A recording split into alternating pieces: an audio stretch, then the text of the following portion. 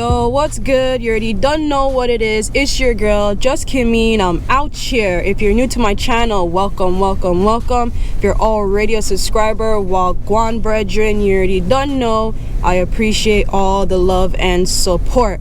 So what are we going to be doing in today's video is I'm going to be telling you guys all about renting a vehicle in Korea, most specifically in Jeju Island. Right now we're just doing a little coastal drive with my boy, the expert in car rentals. So can you just go ahead and introduce yourself? Sure. Hi, my name is Azim Uribe. I'm the International Sales Director here at Tamra Rent A Car, Jeju Island. Okay, so the reason why I wanted to make this video is because when I first got my driver's license here in Korea, it was kind of difficult for me to rent a car due to things such as the language barrier or just lack of information and just someone to speak to in general. So hopefully this will give you guys a lot of tips and tricks on how to rent a car when you guys come to Korea. So the first thing we'll talk about is the documents. What do we need to get a car? Well, basically, you will need a passport, an international driver's permit, and a valid credit card from one of the major companies like American Express, Visa, MasterCard, etc. In addition, if you live locally, if you're an expat in Korea, you need your Korean license and your ARC card and a valid credit card. Just make sure your Korean license is effective for a year already, because if it isn't, you can't rent a car. And if you are an expat living in another country, for example, me, let's say you're an American living in China, or no, an American living in Hong Kong, you can bring your American passport, your Hong Kong IDP, international driver's permit, and your residence permit to show that you live in that country, and a valid credit card. Yeah, for sure. Make sure your Korean driver's license is valid for 1 year, because that happened to me before and I couldn't get a car, so I was bummed. I have rented many cars from Azim, and I'm telling you, every time I've gone there, I've gotten a different car. Whatever you need, whatever you want, comfort, style, they got you, trust me. That being said, how about insurance? Should someone buy insurance, and how does that work? Well, yes. If you want to have a peaceful vacation and a peace of mind, buy insurance. There are countless times where many international tourists have come and rented cars from me, got into an accident, but they only realized that, they bought limited coverage and they're, stuck with a bill that's from, ranges from 100,000 Korean won to 2 million Korean won. Also, we sell basic in full, and we also sell extra insurance that covers you up to like $75,000. That it depends on where you're from. So yeah, buy insurance, because if you get into an accident and then you fork out like $1,000, the insurance that the extra insurance especially that we offer will back you, will cover you.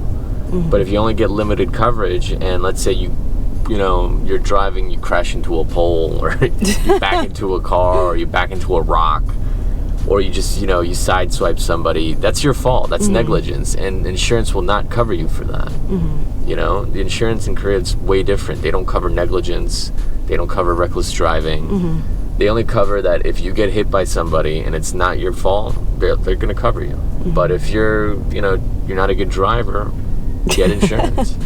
And usually, you can buy it from us. Usually your insurance from back home, or your credit card, or if you're in the U.S. military stationed here in Korea, you could get it through USAA. Get it, because people don't understand. In Jeju, there are tons of accidents every day. And the people that drive here are very aggressive. So, and if you're coming here and you don't know the rules, driving rules in Korea, or you don't know how to drive because you're not used to driving here, something is bound to go wrong. So, get insurance. Yeah. Get that peace of mind. Yeah, I second that. Like, when you're driving around, you just want to be covered. Like, get that peace of mind. If you do go on the cheaper end of a vehicle, I would just say always just get the full insurance, so you're covered no matter what. Like, you don't have to stress about it. Something happens, you're covered. That's what I usually do. So definitely a good way to go is just get the the full insurance. Another thing is that I highly recommend renting a vehicle, especially on Jeju Island, because unlike major cities on the mainland like Seoul, the bus and subway system aren't so efficient, so there'll be a lot of places that'll be difficult for you to get to. And that being said, Azim, can you tell us what kind of vehicles do you have available? Well, we have a lot of cool vehicles available. We have compact cars like the new Avante, the K3, which have English GPS, Apple CarPlay, which is a feature that most of our cars have, the newer cars. We have cars like the new K5 DL3, the Sonata DNA. Those cars are smart cars. And again, they have English GPS, Apple CarPlay, good luggage room. Then we have convertibles. Convertibles are a big thing here on Jeju Island when you have nice weather. Facts. We have the BMW 430i that has we have the Pepsi blue and the fire red. We have the Mini convertible, the Mini Cooper convertible, where it's a popular car, and we have one which is semi-convertible, which is kind of on the low end if you're trying to save money when you're coming here. But it's also, you'll also get the whole convertible experience. Mm-hmm. It's the Citroen DS3. That's the one that you rented, that yellow one. Mm-hmm. And, it's good for, going out and taking selfies in your car, any convertible. And I highly recommend also, if you're coming with like a lot of people, to get like our Kia Carnival limousine, which has like two lazy boys in the back, and like 3 extra seats. Cars like the Hyundai Palisade, which is like a big truck. It fits 7 people. Apple CarPlay, English GPS. We also have like nice cars like the one we're in right now, which is the Genesis series SUV, and it's just immaculate. And it's renting a car in Jeju, and while you're driving around, it's more of an experience than saving money. When you're coming to Jeju, do you want to experience this beautiful island in a cheap car, or do you want to experience it in a nice, comfortable, relaxing atmosphere with your family, going to the beach, taking them nice places, and just being in a car that makes you feel good while you're on vacation? You don't have to worry about breaking down or the battery running out. Finally, let's talk about how to book a car. How do we go about that? Well, it's easy. We have many streams and channels on how to book a car. You can go directly to TamraRentACar.com. Go to our e-commerce website, type in the dates, the times, where you want to pick up the car, and select your car, your insurance, etc. You can either do it through us on WhatsApp or on Facebook. And it's very easy. The payment method is via PayPal, and if you don't have a PayPal account, it's all right. You just enter your credit card details inside of that PayPal account that you'll see when you're gonna check out, and that's better. You could call me on WhatsApp. You could call Kim. Yeah, definitely. I would say booking a car with Azim has been absolutely easy, like no stress. There's a lot of ways to do it. Like he said, they have their own website. You can call him.